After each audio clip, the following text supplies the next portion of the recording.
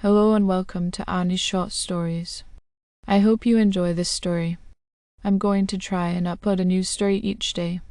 The Ghost of Carisbrooke Castle. The rolling hills of the Isle of Wight glistened under the pale moonlight as Holly Arnold tightened her scarf against the biting wind. Carisbrooke Castle loomed ahead, its ancient walls silhouetted against the inky sky. Holly had always been drawn to historical places, and when her best friend dared her to spend the weekend at the castle, she couldn't resist. The castle's history fascinated her, especially the whispered tales of a jester who met a gruesome fate centuries ago. Holly arrived at the stone gatehouse, greeted by a caretaker named Mr. Fenton, an elderly man with a face withered like the castle's walls. "You'll be staying in the old guest quarters," Mr. Fenton said, his voice as coarse as gravel. "But a word of caution, Miss Arnold, don't wander into the great hall at night." Holly raised an eyebrow, intrigued. "Why not?" Mr. Fenton hesitated, his eyes darting to the shadows. "The jester doesn't take kindly to visitors." The story went that in the 16th century, a jester named Garrick had been accused of treachery. Despite his protests of innocence, he was condemned to death by the castle's lord. Garrick's laughter turned to screams as he was hanged in the great hall, his jingling hat the last sound to echo through the stone chamber. Holly dismissed the warning as an attempt to add a thrill to her stay. She carried her bag to her room, a modest chamber with wooden beams and a view of the castle's courtyard. As she unpacked, a faint jingling sound reached her ears. She paused. The sound ceased. Shrugging it off, she lit a candle and settled in with a book. The night wore on, and the wind outside howled like a mournful spirit. At midnight, the jingling returned closer, this time unmistakable. Holly's heart quickened.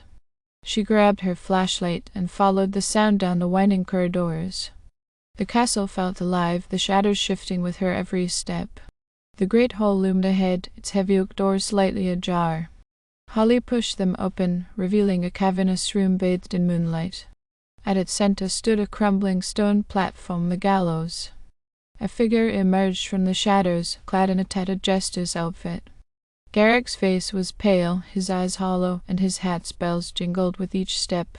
"You shouldn't be here," he rasped, his voice carrying centuries of sorrow. Holly froze, but her curiosity outweighed her fear. "Why do you haunt this place?"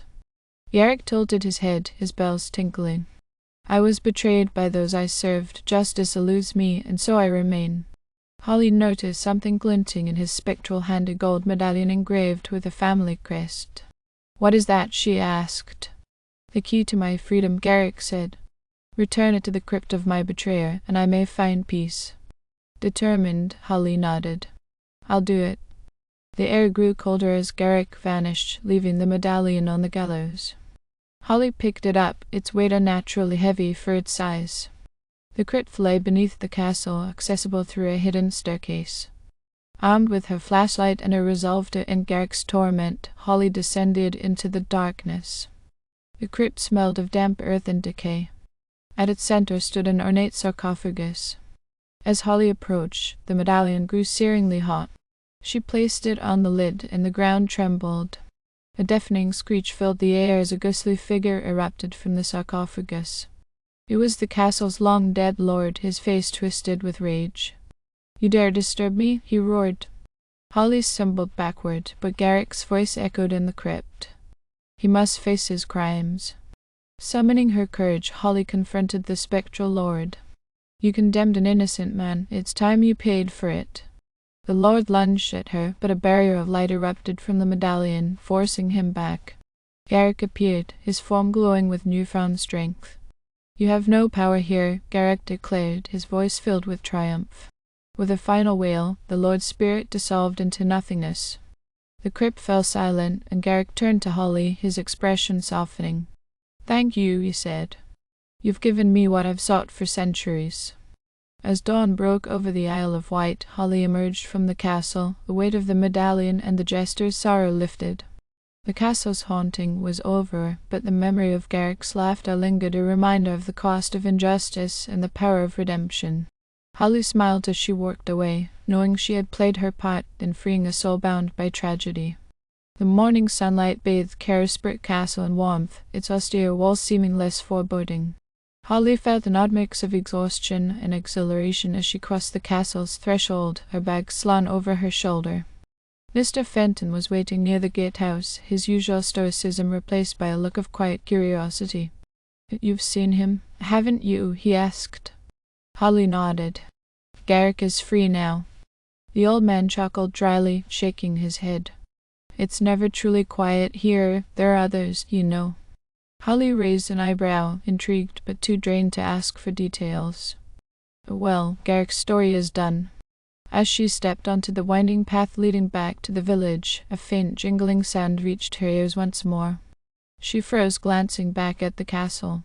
A figure stood on the highest tower, silhouetted against the rising sun. It was Garrick, his gestures hat waving in the breeze. But this time there was no sorrow in his posture, only a deep bow of gratitude before he vanished.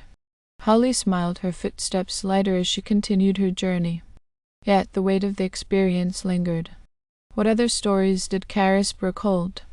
What other souls remained, trapped in their eternal loops, waiting for someone brave or foolish enough to help? The Isle of Wight was steeped in history, and Holly realized she had barely scratched the surface. As she boarded the ferry to return home, her phone buzzed with a message from her friend. "So, how was the castle? Haunted, as they say?" Holly smirked, typing her reply. "More than you'd believe. Let's just say I'll need a break before my next adventure." But even as she hit send, she knew it wouldn't be long before she found herself drawn to another ghost story, another forgotten corner of history. Carisbrooke Castle faded into the distance, its walls a silent witness to centuries of secrets. Somewhere deep within its stone heart, other shadows stirred, their stories waiting to be told. Thank you for listening. I hope you enjoyed this story. Please don't forget to like, and even better, like and subscribe. Thank you very much, and I hope you have had or have a great day.